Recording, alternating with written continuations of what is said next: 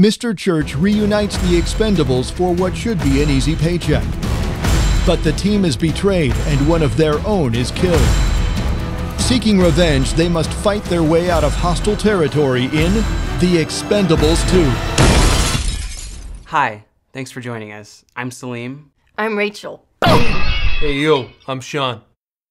And we're here to talk about the sequel to The Expendables, the creatively titled The Expendables 2. We've all just seen it. Rachel, why don't you tell us a little bit about it? This is very much a celebratory shoot-'em-up film. And mostly I find this to be a film for bloodlusting men. Yes! This guy right here. That right here. I guess that must be me. I had an absolute blast. I was so entertained by The Expendables 2.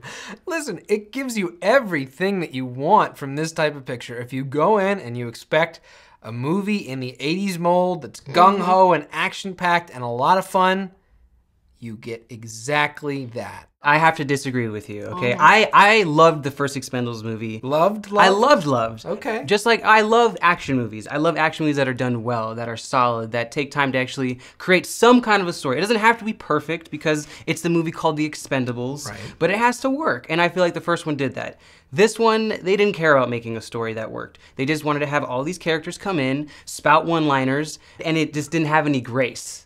See, 9 times out of 10, I'd agree with you. I like my action movies to be a little bit different from the mold, too. Perhaps. A little crafted, yeah. Well-told stories that Yes. are interesting and unique.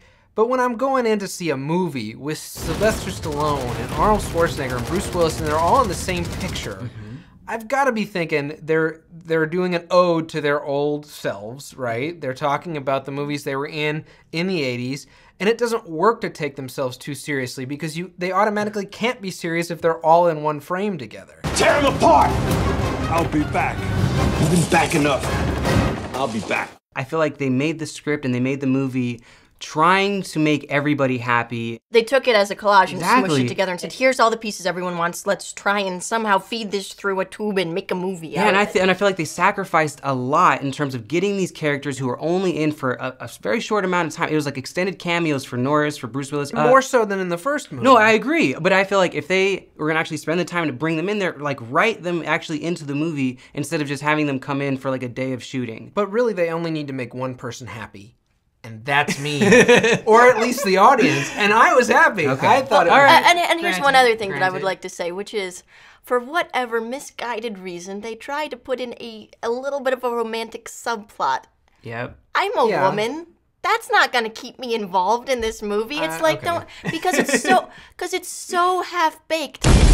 These guys like Stallone and Willis and Schwarzenegger know the 80s action trope in and out. Of course, those were the guys who really invented it, and they can do it here, and the performances are just as fun, I thought, as the movie itself. Yeah, Stallone, I thought actually, he was fairly human in his delivery. I enjoyed his work a lot. I also thought that they did a great job with the villain, Jean-Claude Van Damme, or as I call him, because we're friends, JCVD. Right. No, he was great. Every line that he did was just perfect. The last scene with him and Stallone is great. I wanted to see him in more movies. After seeing in JCVD, I know he can bring it. I just want to see him more. I've never really been a fan of Chuck Norris. I always thought that he brought the cornball to the action aesthetic.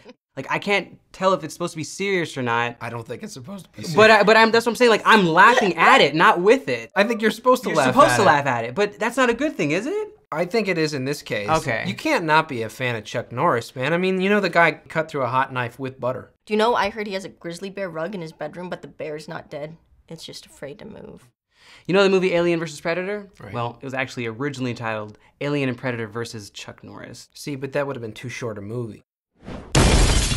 I think it was smart for Stallone to get out of the director's chair. I've liked some of the movies he's directed, but I thought he overdid Expendables. I thought it was too serious. It was claustrophobic. I mean, the Stallone close-up is this.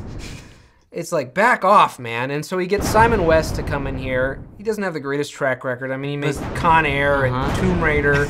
But I think he makes this movie work. He understands what it is, and it's a blast. And I got to credit some of that to him. This is a dude movie. If you have bottled up dude energy, go see this movie. For everyone else, this movie offers little more besides dudes shooting dudes. I give it a stream it, dude. Dude. Well, if you enjoyed the first Expendables movie, you will be disappointed with this one. However, it did have some good action here and there. So, stream it. The Expendables 2 accomplishes everything it sets out to do. I thought it was more enjoyable than the first one. See it. All right, our votes add up to 2 tickets, which is a stream it for The Expendables 2. Yeah! All right. Woo! Stop it! What is that?